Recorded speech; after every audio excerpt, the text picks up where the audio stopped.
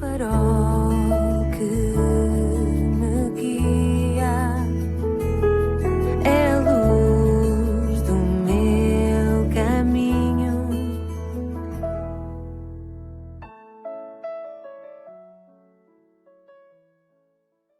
Sou o Carlos Oliveira e quero dar as boas-vindas à 113ª edição do programa Pedindo Luz, cujo tema hoje é a vida depois da morte. Hoje quero falar-te sobre a vida depois da morte. E para isso convido-te a atentares para o que a Bíblia diz no livro de Jó, no capítulo 14 e versículo 14. Jó é um livro da Bíblia, do Antigo Testamento. O livro mais antigo da Bíblia e do mundo. E Jó faz nele uma pergunta muito atual, que estranhamente muitos não parecem estar preocupados em saber responder. E ele faz uma pergunta com a qual todos os grandes filósofos se têm debatido, e todos os grandes pensadores intelectuais. Uma pergunta com a qual tu também já te debateste muitas vezes, certamente. Jó faz a mesma pergunta que um grande cientista fez há uns anos, e para a qual este cientista disse que a ciência não tinha resposta. E continua a não ter. E ele concluiu: estou perturbado e preocupado com isto. Sim, motivos para isso. Não apenas para ele, mas para todos. Eis a pergunta que Jó fez: morrendo o homem, porventura, tornará a viver? Trata-se da questão se há vida para além da morte. Nunca pensaste nisto? Quando foste a um funeral, certamente que, pelo menos por alguns instantes, terás ficado solenizado, pensativo. Nessa noite, muito provavelmente, quando foste para a cama, deves ter pensado no assunto. E de certo que terás refletido no facto de um dia destes seres tu a ser levado para o cemitério e não outro. E pergunto, ao ser sepultado, será esse o teu fim? Terás acabado ali na sepultura? Bem, a Bíblia diz que a morte é certa. Se leres o quinto livro do livro da Bíblia, o livro de Gênesis, verás que na longa lista de homens que são ali citados, a vida deles termina todas com esta frase: e morreu. Li certa ocasião acerca de um brasileiro que viveu cerca de 134 anos, muitos anos, mas morreu como os demais. Já não está cá. Sim, todos morrem e a vida é muito breve. A Bíblia diz que é como uma história que é contada, como um conto, que é como a lançadeira do tecelão, muito rápida, que é como a erva que depressa murcha e seca. Realmente o nosso coração bate, é verdade, mas bate como um tambor que entoa a nossa marcha fúnebre para a sepultura. É exatamente para ali que todos nós nos encaminhamos. E sublinho isto porque a tendência das pessoas é viverem como se nunca fossem morrer. A Bíblia diz que ao homem está ordenado morrer uma vez, portanto, tu morrerás. Nota bem, deixarás de viver. Mas aqui, não absolutamente, pois a Bíblia continua: ao homem está ordenado morrer uma vez, vindo depois disso o juízo. A Bíblia mostra que há algo para além da morte, e é coisa séria, mais do que simplesmente continuar a viver. A Bíblia ensina, de Gênesis a Apocalipse, que esta vida é apenas uma antecâmara de preparação para a eternidade. Existe realmente vida para além desta, existe uma outra vida. O Antigo Testamento ensina isso, o Novo Testamento também. O Senhor Jesus Cristo ensinou o mesmo, os apóstolos repetiram-no, toda a Bíblia ensina este assunto. Jó bem perguntou: morrendo o homem, porventura, tornará a viver? Esta é a pergunta que Jó faz, esta é a pergunta que milhões terão feito na noite passada e muitas outras noites que antecederam. E a resposta da Bíblia é um retumbante sim, há vida para além da morte. A pergunta de Jó é, pois, de muita importância. O famoso filósofo da antiga cidade de Roma, Cícero, disse sobre este assunto: tudo o que digo não passa de mera conjetura. Passei grande parte da minha vida em busca de respostas. A sabedoria deste mundo é assim, ignorância. Infelizmente as pessoas buscam respostas onde estas não existem, desprezando o livro que tem as respostas de que necessitam, respostas dadas por Deus, pois esse livro, a Bíblia, é a própria palavra de Deus. Mas se as pessoas estivessem mais atentas, veriam o que outros não deixaram de reparar. A senhora Roosevelt, Eleanor Roosevelt, esposa do famoso presidente norte-americano Franklin Roosevelt, num dos seus escritos disse: o homem acreditar na vida após a morte é instintivo. E é, de facto. Ela disse uma grande verdade: nós nunca encontramos uma tribo em nenhum lugar do mundo, nunca encontramos uma cultura ou uma civilização em qualquer ponto da história que não acreditasse em alguma forma de vida após a morte. E quando alguns exploradores chegaram a alguns locais remotos do planeta pensando que iriam finalmente encontrar alguma tribo que não acreditasse na vida após a morte, logo descobriram que estavam errados, pois também essa gente acreditava na vida após a morte. Os índios, por exemplo, referiam-se à vida após a morte como o campo de caça feliz. É fácil ver que o homem tem dentro de si o instinto de que deve haver vida para além da morte. Mas nós temos uma pessoa com autoridade absoluta sobre este assunto e é pena que não seja ouvida. Trata-se do Senhor Jesus Cristo, pois Ele morreu e voltou a viver. E Ele fala sobre o assunto. Por que não lhe dar ouvidos? Ele disse assim em João 11, 25 e 26.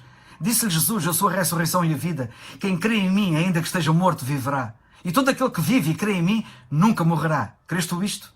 E no capítulo 8, versículo 51, ele disse mais: se alguém guardar a minha palavra, nunca verá a morte.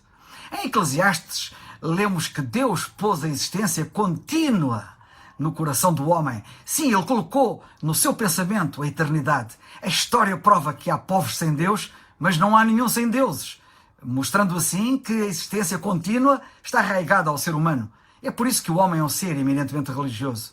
O chanceler alemão Konrad Adenauer, que trouxe a democracia à Alemanha após a Segunda Guerra Mundial, um dia perguntou ao pregador americano Billy Graham se ele acreditava na vida após a morte. E Billy Graham disse: sim, creio. E continuou: creio que a Bíblia ensina isso, que há vida após a morte. E o chanceler disse: eu também. E continuou: estou a estudar a ressurreição de Jesus Cristo. Quando deixar o cargo de chanceler, pretendo passar o resto da minha vida a estudar a ressurreição de Cristo. Pois se Cristo está vivo, há esperança para este mundo. Se Cristo não está vivo, não pode haver qualquer esperança para a civilização poder ser salva. Agora sou eu que digo aqui. A recente guerra na Ucrânia tem comprovado que sem Cristo não há mesmo esperança para este mundo. Os seus problemas e angústias são recorrentes e angustiantes. O homem está mais que visto e incapaz de os resolver sem Cristo. Podes ter a certeza de que será Cristo e apenas Ele que trará ordem ao mundo. Não uma nova desordem mundial, mas trará realmente uma verdadeira e final ordem mundial. Jesus Cristo está vivo e Ele vai voltar, diz a Bíblia. Nenhuma profecia da Bíblia falhou, e esta não apenas não é exceção, como será coroação. Há mais provas de que Jesus Cristo ressuscitou dos mortos do que quase qualquer outro facto da história romana. Nem mesmo a morte de Júlio César está tão bem provada quanto a ressurreição de Cristo, dizem os antigos historiadores. Na história antiga, não apenas romana, não há nenhum facto tão bem provado quanto a ressurreição de Jesus Cristo, dizem eles. Mas mesmo que não houvesse nenhuma prova histórica, nem científica, mas eu ainda acreditaria, porque acredito na Bíblia.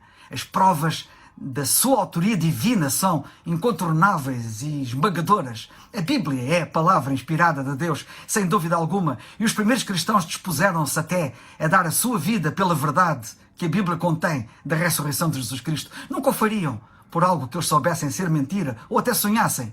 A ressurreição de Cristo abalou o Império Romano de então, mas mais que isso, o facto da palavra escrita, a Bíblia, reflexo da palavra viva, que é Cristo, ser também ela imortal, apesar de ao longo da história a terem pretendido exterminar, sem o conseguir, é mais uma prova tremenda disto que eu estou a dizer.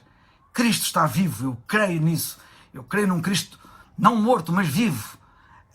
E Ele deu-me uma bandeira para eu empunhar e desfraldar, a bandeira desta boa notícia que eu estou aqui a comunicar-te. Tu e eu iremos morrer, é verdade, porque temos um corpo, mas para onde vai a parte imaterial que é imortal? O teu verdadeiro ego, o teu verdadeiro eu, a tua pessoa, a parte que vive para sempre.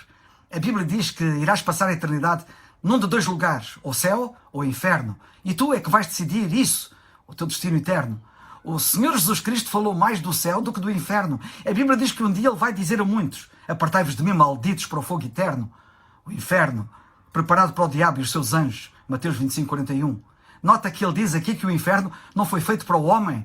Ele disse que Deus nunca enviará alguém para o inferno. É o próprio homem que vai, por escolha própria, para o inferno. A Bíblia diz que o inferno foi criado para o diabo e os seus anjos, não para o homem. Deus nunca quis que o homem fosse ali parar e tudo fez para evitar que isso acontecesse. E Ele provou ao dar o seu filho para morrer numa cruz a fim de o salvar. A escolha agora é tua. O que é que tu vais escolher? Sabe que quando Deus te criou, Ele fez-te um agente moral livre. Deu-te o livre-arbítrio. Não és um robô em que se prima um botão e tu obedeces. Tu tens vontade própria. Tu até podes rejeitar a Deus. O primeiro homem fê-lo com resultados trágicos que nos afetam hoje a todos. Mas Deus ama-nos tanto que quis salvar-nos pela morte de Cristo. Quando Cristo morreu na cruz, nós não entendemos tudo o que aconteceu ali, mas sabemos uma coisa, sabemos que Ele levou sobre si o inferno e o julgamento, que eram meus e teus, que nós merecíamos, por causa dos nossos pecados. Quando na cruz Ele disse: Deus meu, por que me desamparaste? Sabe que inferno significa separação de Deus, e sabe que quando ele disse aquilo, ele estava de facto a ser separado de Deus, ele estava a experimentar o meu inferno e o teu inferno. Ao morrer por ti, Cristo sofreu as dores do inferno. Ele fê-lo para te poupar a ti a tal desfecho trágico, para beneficiares disso. Agora tu tens de crer e tens vontade própria, livre-arbítrio para o fazer. Jesus disse: quem crê em mim tem a vida eterna. Sabe que a vida eterna não começa no momento em que a pessoa morre. A vida eterna começa no momento em que a pessoa crê em Cristo como seu único Salvador. Talvez sejas religioso, talvez vás à igreja, mas a possibilidade de nunca teres realmente crido em Cristo é enorme. E eu disse, crido realmente em Cristo. Sim, sei que os religiosos dizem que creem em Cristo, mas infelizmente não creem nele como seu único e suficiente Salvador. E sabe que só crendo assim tu podes ser salvo. O religioso, porque não crê em Cristo realmente, quando deixa este mundo, parte sem saber para onde vai, qual vai ser o seu destino final. Parte em ignorância, exatamente porque não crê realmente nele. E tu, sabes para onde vais quando morreres? Eu sei, porque eu creio no que a Bíblia diz. A Bíblia diz, estas coisas vos escrevo para que saibais que tendes a vida eterna. Eu sei que tenho a vida eterna pela Bíblia, eu sei que vou para o céu pela Bíblia. Nota o que a Bíblia diz, estas coisas vos escrevo para que saibais. Sei porque está escrito, e creio no que está escrito, creio na palavra de Deus. E sei o que sei, não porque eu tivesse feito alguma coisa para ir para o céu, mas porque Jesus Cristo fez a única coisa que era possível para eu ir para o céu. Ele morreu em meu lugar na cruz. A Bíblia esclarece, porque pela graça sois salvos, por meio da fé. Isto não vem de vós, é uma oferta de Deus, não vem das obras para que ninguém se glorie. Efésios 2, 8 a 10. Tu também podes ir para o céu por causa do que Cristo fez na cruz, e tudo o que tens que fazer é simplesmente crer. Não posso fazer isso por ti. Usa bem o teu livre-arbítrio. Crer em Cristo é tão simples que milhões tropeçam nesta simplicidade de simplesmente crer. Por isso receio por ti. Nota que Deus tornou a salvação simples para que qualquer um pudesse ser salvo. Até mesmo as crianças, que como sabes, creem facilmente. Qualquer homem, de qualquer condição, pode crer. Tu podes crer. Porquê é que não crês? Crê já, pois podes nunca ter outra oportunidade como esta. Porque podes não conseguir ser salvo quando quiseres, por já ser demasiado tarde. Lemos em Lucas 16, 22 a 26 de alguém que quis ser salvo já demasiado tarde, depois de morrer. E lemos assim acerca dessa pessoa. Morreu o rico e foi sepultado, e no Hades, ou seja, no inferno, ergueu os olhos, estando em tormento, e clamando disse, Pai Abraão, tem misericórdia de mim. E vemos na sequência da narrativa que ele não foi atendido. Depois da morte, a pessoa estará mais viva do que nunca. Este rico perdido abriu os olhos depois de morrer. Tão mais vivo estava depois de falecer. Estou a orar por ti, para que tomes a maior decisão da tua vida, para que uses bem o teu livre-arbítrio. A Bíblia diz em Atos 16, 31, crê no Senhor Jesus Cristo e serás salvo. Crê enquanto podes. É o farol que